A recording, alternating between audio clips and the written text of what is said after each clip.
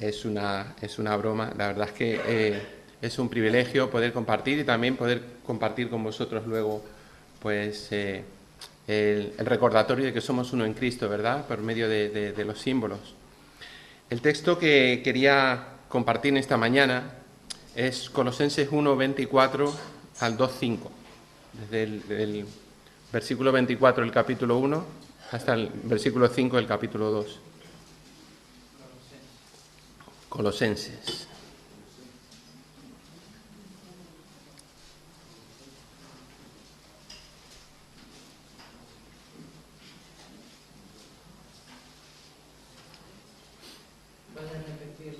Sí, es capítulo 1, versículo 24, hasta el capítulo 2, versículo 5.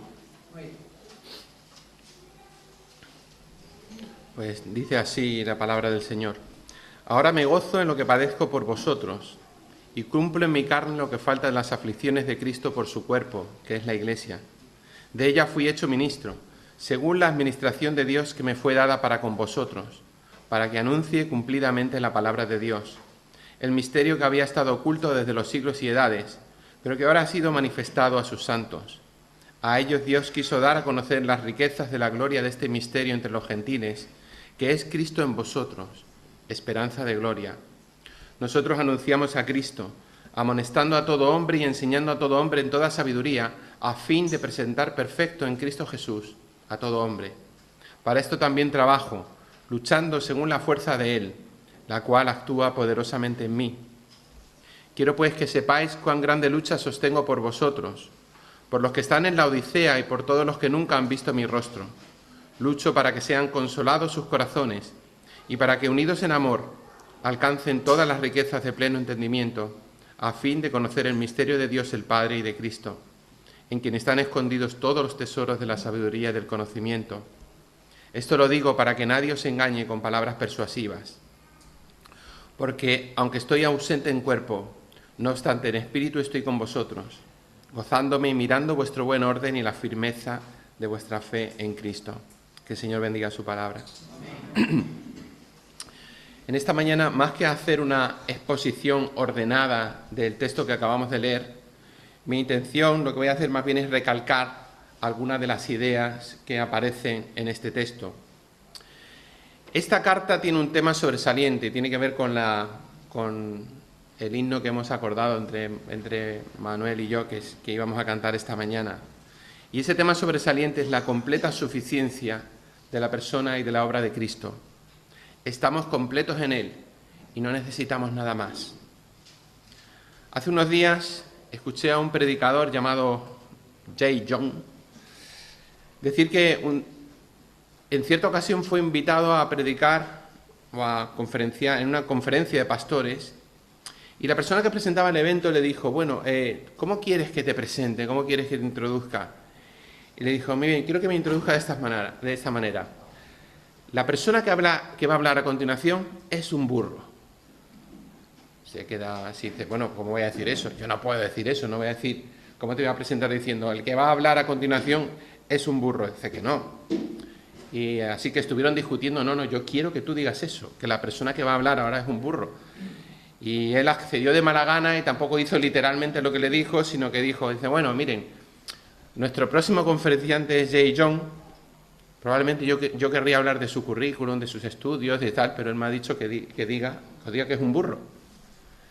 Y cuando llegó para hablar, subió al escenario y entonces les recordó una historia de Jesús.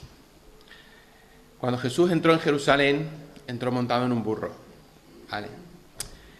Y les habló de una leyenda que cuenta que ese burro pensaba que todo giraba alrededor de él, que él era el protagonista. Estaba tan emocionado. Él contaba, dice, no puedo creer cómo me ama la gente. Dice, nunca antes había salido de mi establo, nunca antes había salido de donde vivo. Y mira, la primera vez que salgo, pues todo el mundo empieza a vitorearme, todo el mundo me aplaude. Esto es realmente emocionante. Me aplauden por donde paso y fíjense, o sea, cómo me aman, que incluso empiezan a poner mantos en el suelo para que yo no me ensucie los pies. Entonces el burro estaba equivocado, ¿no? ¿Qué pasó con el burro cuando llegó a Jerusalén?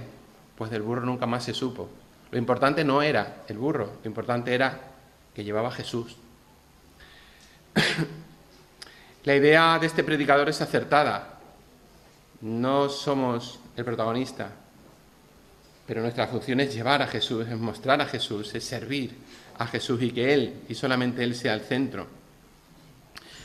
Recuerdo que el predicador Spurgeon cuenta que un domingo por la mañana fue a una gran iglesia y escuchó la predicación y después de la predicación dijo: ¡wow! ¡Qué grande es este predicador! ¡Qué predicación más grande! ¡Qué predicación más buena! Y que luego por la tarde acompañó a la madre a una iglesia pequeñita.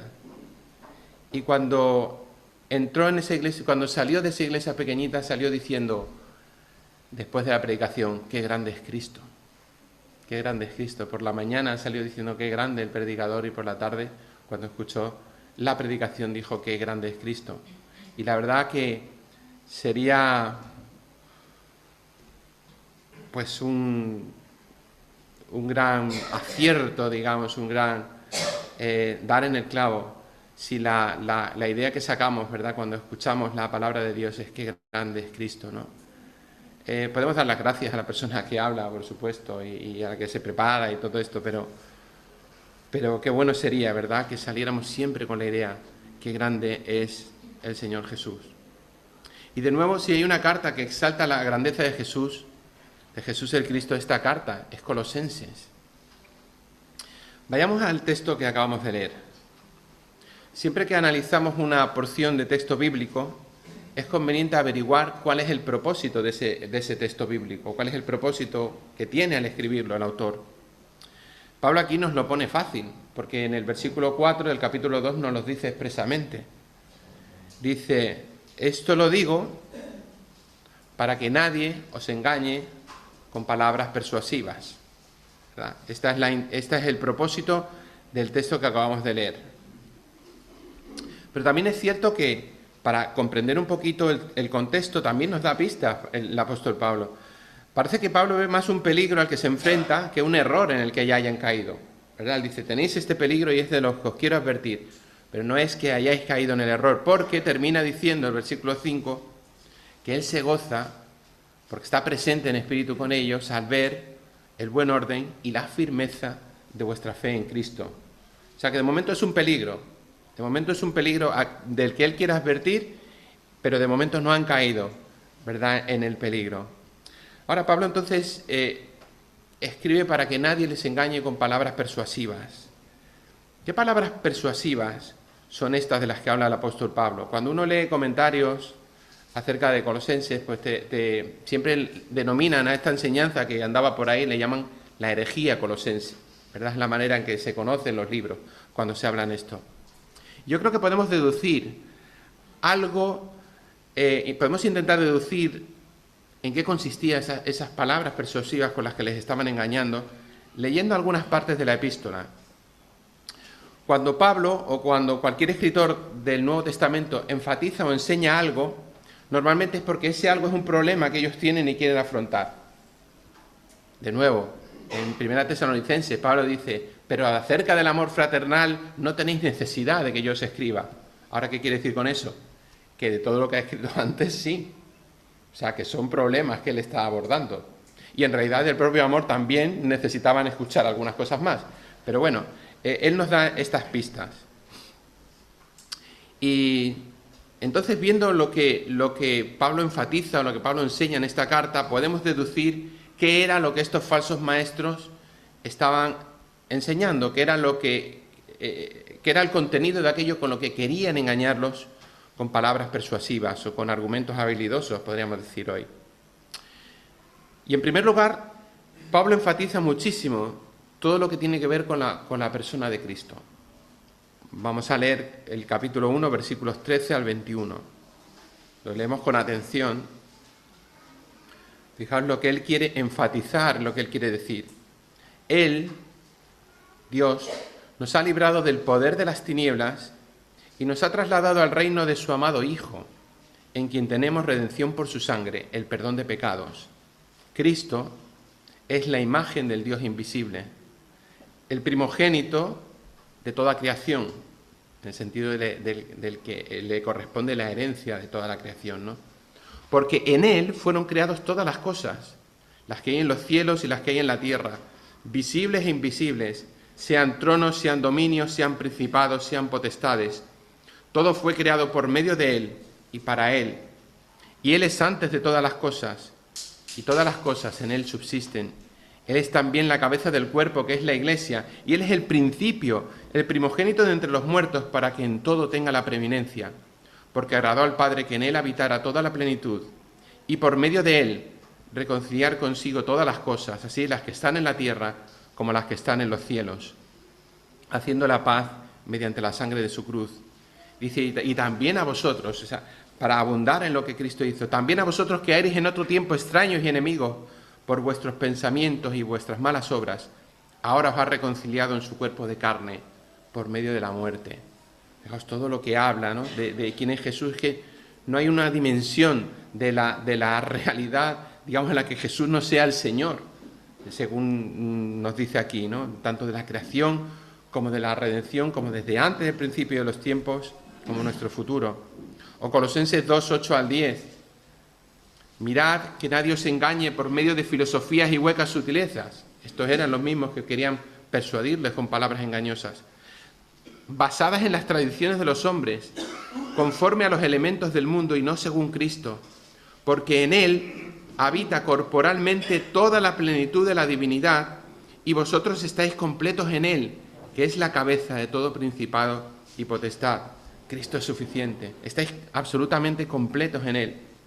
Ahora, cuando Pablo dice esto, ¿qué podemos deducir del énfasis que hace en estos dos textos sobre la persona de Cristo? ¿Qué podemos deducir de la herejía colosense en base a lo que acabamos de leer? Pues que lo que estas personas estaban enseñando parecía lanzar el siguiente mensaje. El mensaje es, con Cristo no es suficiente, necesitamos algo más. Y esta es la esencia, digamos, de toda herejía, ¿vale? Con Cristo no es suficiente, necesitamos algo más. Esto es una bomba directa al corazón del Evangelio, porque solo en Él hay salvación, ¿verdad? Solo en la centralidad de la persona de Cristo es que podemos tener la salvación. Ahora, podemos intentar averiguar algo más de esta enseñanza. ¿Qué era ese algo más que necesitaban, según ellos, según los herejes de Colosas? ¿Qué era lo que se supone que necesitaban? Pues en primer lugar, vemos una característica de ellos. Ellos parece que presumían de tener un conocimiento y una sabiduría superior. De nuevo, dentro del texto que hemos leído al principio, capítulo 2, versículos 2 y 3 y el 8. Dice el versículo 2 del capítulo 2, lucho para que sean consolados sus corazones y para que unidos en amor alcancen todas las riquezas de pleno entendimiento, a fin de conocer el misterio de Dios, el Padre y de Cristo, en quien, y esto es un énfasis que hace Pablo, en Cristo están escondidos todos los tesoros de la sabiduría y del conocimiento. ¿Por qué tiene que decir esto? Porque esta gente estaba enseñándoles un conocimiento y una sabiduría superior. Pero él dice, no, en Cristo. Solo en Cristo es donde están escondidos todos los tesoros reales de sabiduría y de conocimiento. O el versículo 8 del capítulo 2, que también lo hemos leído hace un momento. Mirad que nadie os engañe por medio de filosofías y huecas sutilezas, basadas en las tradiciones de los hombres, conforme a los elementos del mundo y no según Cristo. Entonces vemos que en primer lugar parecían estar enseñando, presumían de tener una sabiduría superior. Y en segundo lugar parece que enseñan que hay que añadirle elementos judíos al Evangelio. Parecen enseñar la superioridad de los judíos, que un cristiano en Cristo no está completo a no ser que se someta a determinados ritos judíos o haga determinadas cosas que tienen que ver con el judaísmo. 1.27, parte del texto que hemos leído. Hay un pequeño énfasis ahí que a lo mejor puede pasar un poco desapercibido. Dice que a ellos, a los santos, Dios quiso dar a conocer las riquezas de la gloria de este misterio entre los gentiles. Él dice, él subraya, entre los gentiles, entre los que no son judíos. O sea, es Cristo para los gentiles. Este misterio es Cristo en vosotros, esperanza de gloria. O sea, no vamos a profundizar aquí mucho, pero para el pensamiento, digamos, judío de la época, esto es una revolución. El Cristo, el Mesías, no es solo para los judíos, es también para los gentiles, para los que no son judíos. También vemos que parecen enseñar que necesitaban la circuncisión. Capítulo 2, versículo 11. De nuevo enfatiza Pablo: en él también fuisteis circuncidados, con circuncisión no hecha por mano de hombre, sino por la circuncisión de Cristo, en la cual sois despojados de vuestra naturaleza pecaminosa. La circuncisión es el rito mediante el cual se entra a formar parte del pueblo judío. ¿Vale? Entendemos eso, del pueblo judío como pueblo de Dios. Y hay un énfasis en todo el Nuevo Testamento, en Hechos, en Gálatas, aquí, que los que no somos judíos, digamos, entramos en un pacto con Dios por medio de la fe, no por medio de la circuncisión. ¿Vale? En él fuisteis circuncidados, dice. Básicamente Pablo está diciendo que toda la circuncisión que ellos necesitan ya la tienen al haberse unido a Cristo. Ya hemos sido circuncidados, ya hemos sido marcados, ¿verdad?, en nuestros corazones por lo que Cristo ha hecho en nuestras vidas. Entonces no necesitamos esa otra circuncisión. Pero estas personas parecen estar enseñándolo. No basta con Cristo, tenéis que someteros a una determinada serie de cosas. Parece que también enseñaban la necesidad de practicar ciertos ritos judíos, como determinadas fechas, alimentos o lo que tiene que ver con la contaminación ritual, ¿verdad? Jesús mismo tiene alguna polémica con los judíos, ¿verdad? Dice: mira, tus discípulos no se lavan las manos a comer, etc. Pues aquí Pablo dice en el capítulo 2, versículos 16 y 17: por tanto, nadie os critique en asuntos de comida o de bebida, o en cuanto a días de fiesta, luna nueva o sábados. Todo esto es sombra de lo que ha de venir, pero el cuerpo, la realidad que proyecta esa sombra, digamos el cuerpo, es de Cristo. O 2, 20 al 22. Si habéis muerto con Cristo en cuanto a los rudimentos del mundo, ¿por qué, como si vivierais en el mundo, os sometéis a preceptos tales como no uses, no comas, no toques? Todos estos preceptos son solo mandamientos y doctrinas de hombres, los cuales se destruyen con el uso. Y parece que querían que practicaran una serie de cosas además de su fe en Cristo. Era un judaísmo un poco raro, también, hay que decirlo. Se suele pensar que lo que se ha venido a llamar herejía colosense era una forma de judaísmo marginal, ¿verdad?, que quería influir dentro de la Iglesia. Personas que se acercaban a la Iglesia, que sentían cierto interés por Cristo, pero que además practicaban esta especie de judaísmo que no era completamente ortodoxo, sino era un poquito heterodoxo para la época, ¿no? De hecho, parece que fomentaban cierta suerte de veneración angelical, de rendir culto a ángeles, a principados, potestades. De nuevo, 2, 18 y 19, perdonad que estáis leyendo tanto, ¿no? Dice: que nadie os prive de vuestro premio, haciendo alarde de humildad y de dar culto a los ángeles, metiéndose en lo que no ha visto, hinchado de vanidad por su propia mente carnal, pero no unido a la cabeza, en virtud de quien todo el cuerpo, nutriéndose y uniéndose por las coyunturas y ligamentos, crece con el crecimiento que da a Dios. Cristo triunfó sobre los principados y potestades. Pablo enfatiza eso, porque esta gente estaban diciendo a los colosenses que además tenían que practicar cierta suerte de culto, pues a seres angelicales. Y esto tiene que ver con una herejía también temprana en la historia de la Iglesia que se llama gnosticismo. O sea, Dios es tan puro, tan santo, que no nos podemos acercar directamente a Él. Necesitamos mediadores. ¿Por qué? Porque Dios es puro y santo y lo que Él creó, por alguna razón, no es puro ni santo. Y no por la caída. O sea, ellos pensaban que la creación era una especie de error. Digamos, que seres que creaba Dios, cuanto más se alejaban de ese Dios, acababan creando una cosa terrible, ¿no? Y eso es lo que ellos creían que era la creación. Pero eso no es lo que la palabra enseña. La palabra enseña que cuando Dios creó todas las cosas, vio que era bueno. Otra cosa es la caída, que ha pervertido algo que era bueno en sí, ¿no? Pero esta gente entonces pensaba que para acercarse a Dios era necesario hacerlo a través de ciertos escalones, que son seres que están entre medias de Dios y yo. Recientemente me salen vídeos de YouTube de apologistas católicos. Y son personas que no nos dicen que veneremos a los ángeles, pero sí nos están diciendo que veneremos a santos y vírgenes. Y de hecho he oído literalmente decir que es que Cristo es tan santo que en realidad necesitamos algo menos, ¿no? Y vamos a ver, me parece una incomprensión profunda y terrible, ¿no? El mensaje que nos transmiten es el mismo que transmitían aquellos herejes colosenses. Te están diciendo que con Cristo no es suficiente.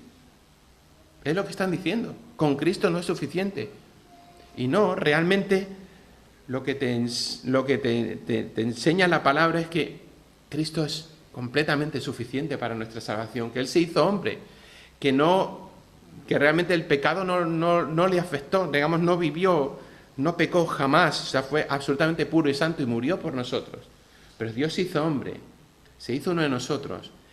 Es más, el único hombre real que ha existido en la historia de la humanidad es Jesús. Porque el hombre fue diseñado, ¿verdad?, para vivir en sintonía completa con Dios. Y ninguno de nosotros hemos llegado a ser esos hombres que se suponía que teníamos que ser. El pecado es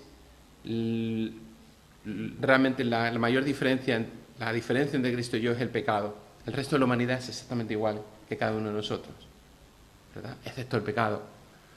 Pero es que cuando dice la palabra que fuimos destituidos de la gloria de Dios, lo que yo interpreto ahí, junto con algunas personas, ¿vale?, no es una cosa que yo me haya inventado, es que esa gloria de Dios es la imagen que Dios puso en mí y que por el pecado yo he sido destituido de esa gloria de Dios. Y el único que realmente ha reflejado la gloria de Dios de manera completa y real, además de que era Dios desde la eternidad, es Jesús de Nazaret. En Él vemos a Dios. Lo vemos por partida doble. Primero porque es Dios que se hizo hombre y segundo porque es el único hombre que realmente ha expresado en su vida la verdadera imagen con la que Dios nos ha creado. La gloria de Dios. Te dicen entonces esta gente que necesitas a alguien que te acerque a Dios, alguien menos trascendente que Cristo, como los santos antiguos y especialmente la Madre de Jesús, por alguna razón. Pero esto es contrario al mensaje de suficiencia de Cristo que nos transmite el apóstol Pablo. El mensaje de Pablo es claro, Colosenses 2, 9, 10. En Él habita corporalmente toda la plenitud de la divinidad, y vosotros estáis completos en Él, que es la cabeza de todo principado y potestad. Es decir, está por encima de todos esos seres que realmente existen, que hay seres angelicales, que principados, que potestades, pero Cristo está por encima de todos. Y es Cristo el que vino a este mundo y se acercó a nosotros.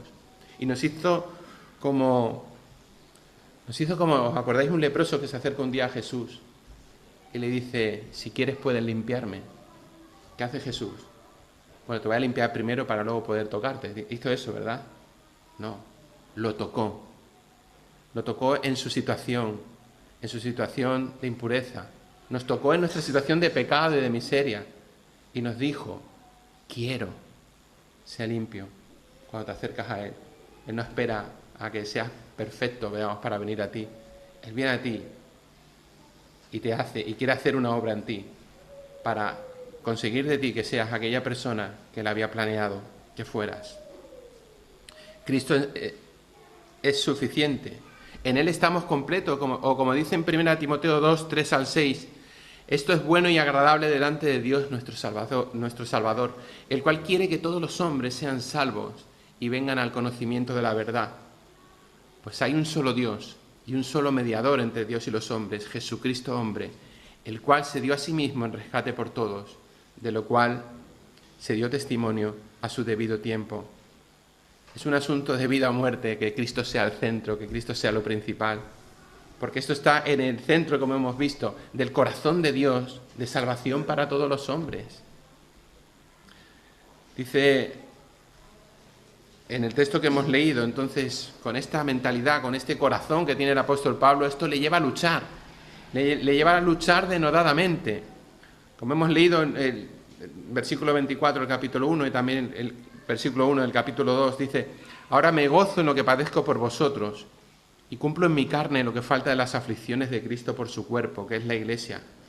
Quiero pues que sepáis, empieza el capítulo 2, cuán grande lucha sostengo por vosotros, por los que están en la Odisea y por todos los que nunca han visto mi rostro. Aquí vemos algo más, digamos, que quería señalar. Pablo no solamente les está comunicando un mensaje con palabras, sino que les abre su corazón y expone de qué manera tan profunda los ama. O sea, Él no se limita a darles un mensaje que tienen que seguir para que le vayan bien las cosas espiritualmente, sino que Él lucha por ellos, Él les ama. Y para nosotros es un ejemplo de lo que debe ser el corazón de quien trabaja en la obra de Dios. ¿Y saben qué? Todos somos llamados a trabajar en la obra de Dios. ¿Vale? Hay un texto en Efesios que dice que Dios constituyó apóstoles, profetas, evangelistas, pastores y maestros. Y culturalmente decimos, estos son los ministros. No, pero es que si luego dice, para preparar a los santos para la obra del ministerio. El ministerio no son esos 5, el ministerio somos todos. Y los que tienen ese tipo de dones o ese tipo de encargos de parte de Dios son algo así como, no sé si recordáis, antiguamente en la liga inglesa había algunos entrenadores que eran futbolistas, que estaban jugando y entrenaban al mismo tiempo, ¿vale? Entonces somos estos, los que tengan ese ministerio, pues deben ser entrenadores jugadores, digamos, ¿no? Eso es, yo creo que es la estructura que Dios quiere que tengamos, ¿no?, para servirle como pueblo. En el texto que hemos leído podemos aprender de Pablo entonces su pasión por aquello que Dios le llamó a hacer. Él trabaja arduamente, sufre. ¿De qué manera? Pues cuando leemos su historia podemos ver que lucha en oración. Si calculamos la cantidad de personas por la que Pablo oraba por nombre, a mí no me salen las cuentas del tiempo que tenía que pasarse orando. Porque Iglesia que escribe y dice, oro por cada uno de vosotros, y dice, madre mía, y luego ves por dónde iba, las iglesias que estaba, donde visitó, las personas que mencionas, dice, wow, lucha en oración, lucha en desvelos, digamos, sin pasarlo mal, ¿no?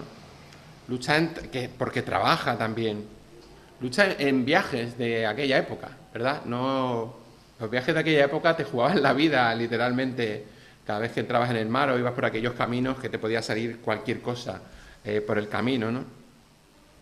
Lucha en enfrentar una oposición violenta, muchas veces por fidelidad al mensaje que le está hablando. Él enfrenta oposición violenta, acaba encarcelado muchas veces o en prisión o en un calabozo o en una cárcel, que era la situación en el momento en el que él escribe esta carta, e incluso él también lucha y padece castigos físicos. Está completamente entregado a su labor. Recordemos algunas de las últimas palabras de Pablo, que dirige a Timoteo, al que considera algo así como su heredero espiritual. Segunda de Timoteo 2, del 8 al 10, le dice, si queréis os doy así un poco de espacio para que lo busquéis.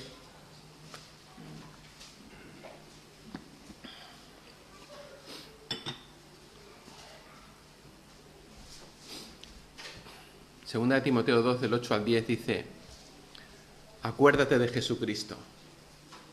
Qué bonito, ¿no?, lo que le dice. Claro, uno piensa, no se va a acordar, digamos, no estamos hablando de otra cosa, ¿no? Pero acuérdate de Jesucristo, ¿no? ¿Por qué tiene que decir esto? Me estoy saliendo un poco del guión, ¿no? Pero acuérdate de Jesucristo. ¿Lo iba a olvidar? Descendiente de David, resucitado de los muertos conforme a mi evangelio. Pero yo creo que el versículo 9 es un poco la idea de lo que le está diciendo antes. En el cual sufro penalidades, hasta prisiones a modo de malhechor, pero la palabra de Dios no está presa. Por tanto, dice, todo lo soporto por amor de los escogidos, para que ellos también obtengan la salvación que es en Cristo Jesús, con gloria eterna. Colaboramos con nuestro trabajo, con nuestra lucha, en la salvación de las personas. Hasta el punto Pablo lleva a decir que cumple en su carne lo que falta de las aflicciones de Cristo por su cuerpo. No quiero entrar en detalle. Puede sonar incluso casi rozando la herejía, ¿verdad? Y dice, bueno, ¿cómo es posible? O sea, el sacrificio de Cristo no es todo. Sí, pero yo creo que Pablo aquí no está pensando en los méritos que necesitamos para nuestra salvación, sino está pensando en que la salvación es algo que también se tiene que realizar en nuestra vida. Por eso él les dice a los creyentes, en Hechos, es necesario que a través de muchas tribulaciones entremos en el reino de Dios.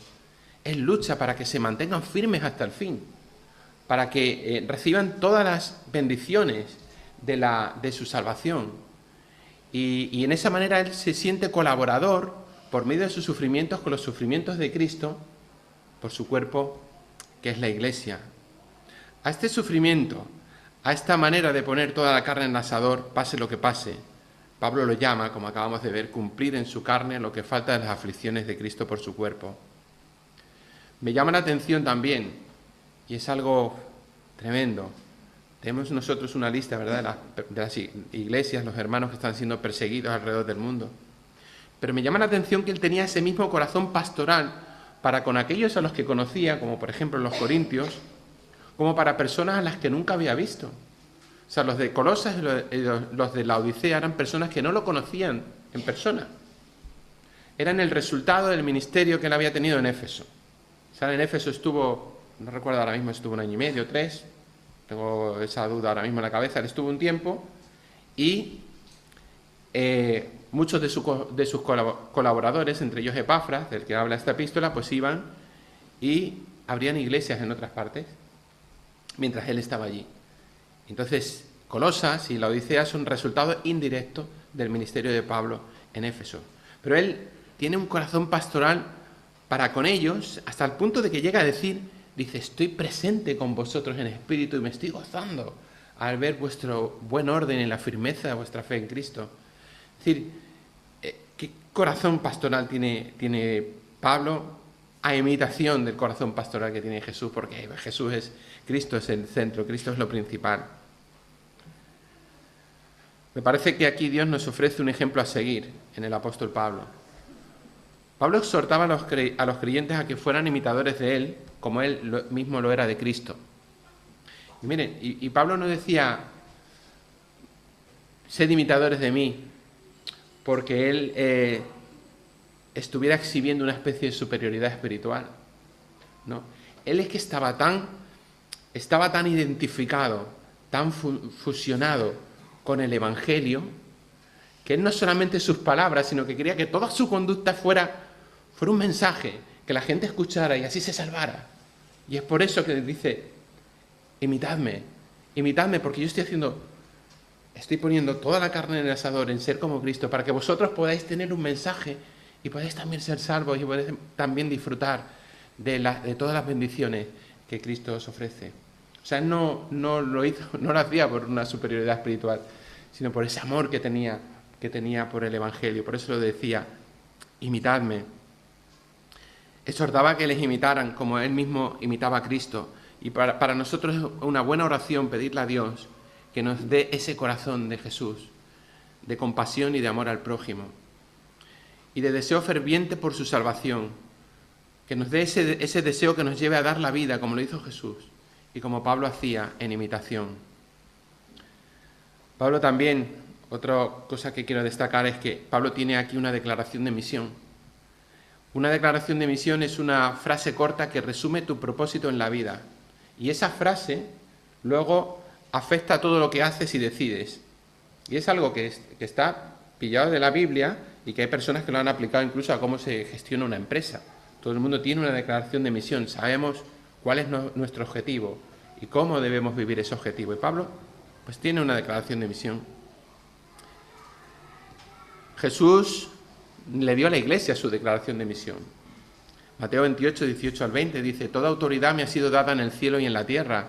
Por tanto, vuestra razón de ser, vuestra misión mientras estéis en esta vida es ir y hacer discípulos a todas las naciones, bautizándolos en el nombre del Padre, del Hijo y del Espíritu Santo, enseñándoles a guardar todas las cosas que os he mandado, y aquí yo estoy con vosotros todos los días hasta el fin del mundo. Para Pablo, recibe esta declaración de misión de Jesús. ¿Y qué hace él? Hace lo que todo buen escuchador debe hacer. Cuando escuchamos a alguien, un buen escuchador escucha con atención y entonces expresa con sus propias palabras lo que la otra persona le ha dicho para estar seguro de haberlo entendido. ¿Vale? Y así, aquí mismo Pablo nos traduce el mandamiento de Jesús. En el versículo 28, cuando Jesús dijo, ir por todo el mundo a hacer discípulos, enseñando en todas las cosas, etcétera, dice, nosotros anunciamos a Cristo, amonestando a todo hombre y enseñando a todo hombre en toda sabiduría, a fin de presentar perfecto en Cristo Jesús a todo hombre. Esa es su traducción de la Gran Comisión. Y dice también Cristo, en Hechos 1:8, recibiréis poder cuando haya venido sobre vosotros el Espíritu Santo, y me seréis testigos en Jerusalén, en Judea, en Samaria, hasta lo último de la tierra. ¿Y qué dice Pablo en el versículo 29? Para esto también trabajo, luchando según la fuerza de Él, la cual actúa poderosamente en mí. Es decir, no es mi propia fuerza, es la fuerza de Dios. Entonces, en su declaración de misión vemos tres cosas. Vemos un objetivo, vemos una meta y vemos un poder. ¿Cuál es el objetivo al que apunta el apóstol Pablo? Algunos hombres, algunas personas, todo hombre. Su objetivo es todo hombre. Y la meta es que acepte al Señor Jesús en su corazón y vaya al cielo, pero que viva como quiera, que, no sé, que se aprenda determinadas cositas de doctrina. No, hacerlo perfecto, hacerlo maduro, hacerlo completo en Cristo. O sea, fijaos que abarcante es, dice, todo hombre y la perfección y la completa madurez. Y luego el poder para hacerlo es el poder de Dios. Su declaración de misión es obedecer el llamado de Cristo, compartir el objetivo de Cristo, compartir su meta, ¿verdad? Y hacerlo recurriendo al poder de Cristo. Y esto es lo que llamamos discipulado. Se habla de discipulado. Esto es lo que llamamos discipulado. La evangelización y el discipulado no son dos tareas diferentes. A veces se estudian incluso como dos cosas diferentes. No son dos tareas diferentes. Una cosa es la evangelización y otra cosa el discipulado. No. Somos llamados a todo hombre llevarlo a la perfección en Cristo. Empezando por nosotros, por cierto. Somos llamados a todo hombre llevarlo. Todo hombre, quien dice todo hombre se refiere a todo ser humano, ¿vale? No está hablando aquí solamente del género masculino. La evangelización y el discipulado en realidad son dos fases diferentes de una tarea, de una única tarea que estamos llamados a hacer. Y una pequeña advertencia que ya acabo de mencionar. Antes de ir a ser discípulos, nosotros tenemos que ser discípulos nosotros mismos. ¿Vale?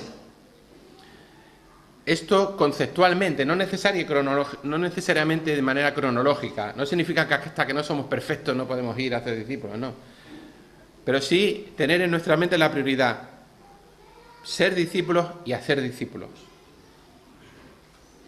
Avanzar nosotros hacia esa perfección en Cristo, mientras, como base para luego poder realmente llevar a otras personas a esa perfección en Cristo. En cuanto a esto del discipulado, una vez escuché a Pablo Martínez decir estas palabras: no podemos llevar a nadie más allá de donde nosotros mismos hemos llegado. ¿Vale? O un libro que a mí me gusta mucho, de un señor que se llama Peter Scachero, que se llama El discipulado emocionalmente sano.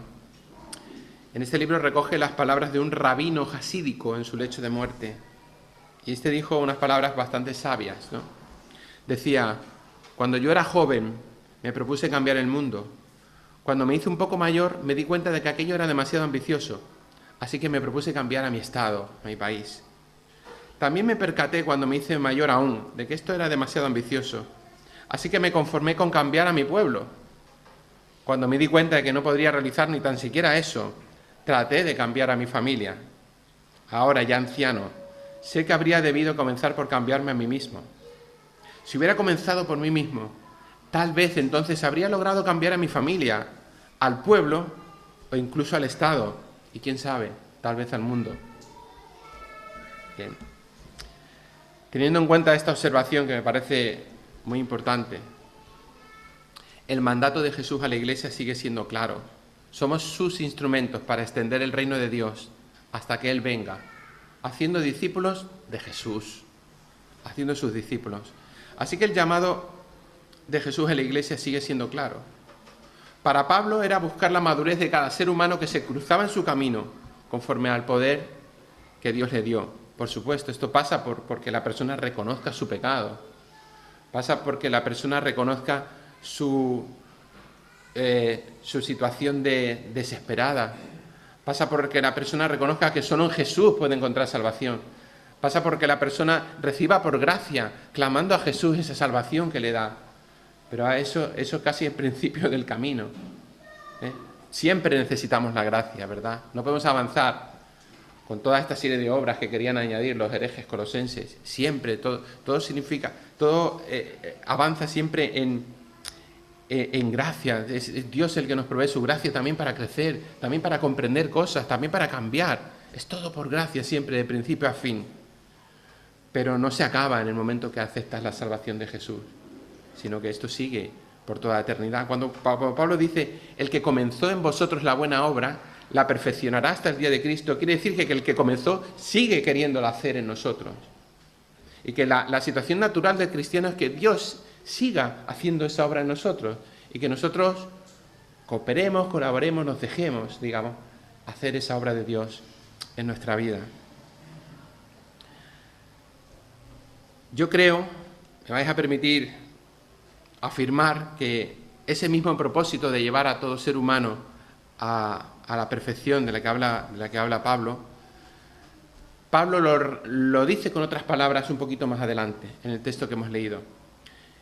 Con otras palabras que tienen que ver con el problema concreto que él está abordando, por eso utiliza estas palabras, pero lo que está diciendo es otra manera de decir lo mismo. En el versículo 2 del capítulo 2 expresa el propósito de su lucha. Dice que mi propósito es que los creyentes alcancen todas las riquezas de pleno entendimiento a fin de conocer el misterio de Dios el Padre y de Cristo. Quiere que los creyentes alcancemos todas las riquezas de pleno entendimiento. Por eso escribió esta carta para los colosenses y por eso el Espíritu Santo hizo que Pablo escribiera esa carta para nosotros también. ¿En qué consiste este pleno entendimiento que el apóstol Pablo quiere para los colosenses? Pues no es un conocimiento meramente intelectual. No se trata de habilidad teológica o doctrinal, aunque puede ir asociado. Se trata de tener una relación personal íntima con Dios por medio de Jesucristo. Se trata de conocerlo en el sentido, oye, ¿conoces la ley de la gravedad? No, sino, encantado de conocerte. Conozco a esta persona, ¿verdad? Tengo una relación con esta persona. Se trata de vivir plenamente los frutos de la reconciliación que Cristo ha obrado y que se nos han traído por medio del Evangelio.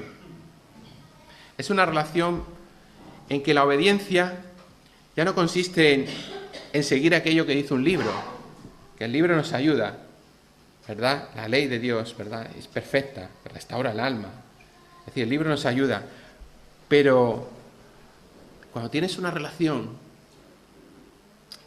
ya no necesitas, digamos, ir al código, porque ya sabes lo que la otra persona desea, ya sabes lo que la otra persona ama y tú amas a la otra persona y deseas agradarle. Ese tipo de relación en la que Dios, eso es lo que creo que Pablo se refiere cuando habla de alcanzar las riquezas de pleno entendimiento. Es una relación con Dios en la que le conocemos tan profundamente, le amamos de tal manera que intuitivamente casi hacemos su voluntad. Hay un hermano que se llama Dallas Willard, que un día le escuché en un programa de televisión. Él decía, y lo decía el hombre así llorando, un poquito emocionado, porque era el hombre ya mayor, o sea, un hombre que ha sido un ejemplo toda su vida, pero un hombre ya mayor decía, hay personas que tendrán una relación tan profunda con Dios que cuando se mueran y vayan a la presencia de Dios tardarán un rato en darse cuenta de que se han muerto, porque ya viven en la presencia de Dios. Es vivir el fruto del Espíritu de Gálatas 5:22, ¿verdad? Un carácter caracterizado por el amor, por el gozo, por la paz, por la paciencia, por la benignidad, por la bondad, por la fe, por la mansedumbre y por el dominio propio. Es vivir eso, porque Dios lo ha obrado en tu vida. Cuando dice Pablo ahí, termina diciendo, contra tales cosas no hay ley. No encontraréis nada contra eso en ninguna de las cosas que Dios ha escrito, ¿verdad? ¿Por qué? Porque al vivir el fruto del Espíritu estás expresando con tu vida aquello que Dios ya ha revelado por escrito en su palabra. Si se vive esto, entonces se garantizará plenamente el propósito de lo que Pablo ha escrito, que nos dijo en el versículo 4. Nadie nos desviará engañándonos por medio de palabras persuasivas, si vivimos en este pleno conocimiento de Dios. Pablo expone dos condiciones para alcanzar este entendimiento. Primero dice, ¿para qué lucho? Lucho con este fin, pero el medio ¿cuál es? Que sean consolados sus corazones, dice. Necesitamos corazones consolados por la palabra de Dios. Esta era la lucha de Pablo, que sus corazones fueran consolados. Su mensaje no era un mero anuncio, sino un mensaje que trae consuelo y ánimo al corazón. Una consolación que viene de Dios, que es obra del Consolador, ¿verdad? Del Espíritu Santo. Pablo no lo hacía por su poder. La palabra es parakaleo y está relacionado con la palabra parakletos, ¿verdad? Significa consuelo, pero también significa exhortación, significa ánimo. El apóstol Pablo quería ser un instrumento de ánimo en las manos de Dios.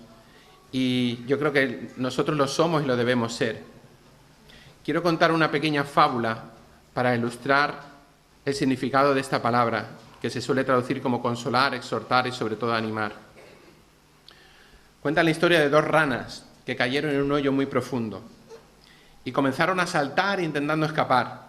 Las demás ranas, cuando las vieron, comenzaron a gritarles, se acercaron y dice: no podéis salir, dejadlo, rendíos, no podéis salir. El hoyo es demasiado profundo. Y las dos ranas intentaban saltar con todas sus fuerzas, pero una de ellas de repente empezó a perder fuerza hasta que por el pánico que sentía y por la tensión del momento y por el esfuerzo, acabó muriendo. Y por su desesperación también acabó muriendo. Sin embargo, la otra rana saltaba cada vez más alto, hasta que con un dedo de rana consiguió aferrarse al borde del hoyo y con la ayuda de las demás salió a la superficie. Cuando las otras ranas le preguntaron: ¿cómo es posible que a pesar de lo difícil de las circunstancias y a pesar de que te estábamos desanimando para que no siguieras, cómo es posible que no solo siguieras, sino que al final consiguieras salir? Y dijo: me estabais desanimando. En realidad yo es que soy un poco sorda y creí que me estabais dando ánimo. Y por eso conseguí salir. Hay algo profundo en la paraclesis que hace que podamos ir incluso más allá de nuestras posibilidades. Hay un texto que solemos utilizar mucho para enseñar sobre la necesidad de no dejar de reunirnos como iglesia, que es Hebreos 10:25. En la Nueva Traducción Viviente dice: no dejemos de congregarnos, sino animémonos unos a otros, sobre todo ahora que el día de su regreso se acerca. Uno de los propósitos principales de congregarnos es animarnos los unos a los otros, es ser lo que aquellas ranas tenían que haber sido, lo que la rana sorda creyó que eran las otras, porque no las oía bien. Animarnos, en esto hay poder también. Pero la segunda condición que nos dice aquí Pablo para tener este conocimiento pleno de Dios es estar unidos en amor.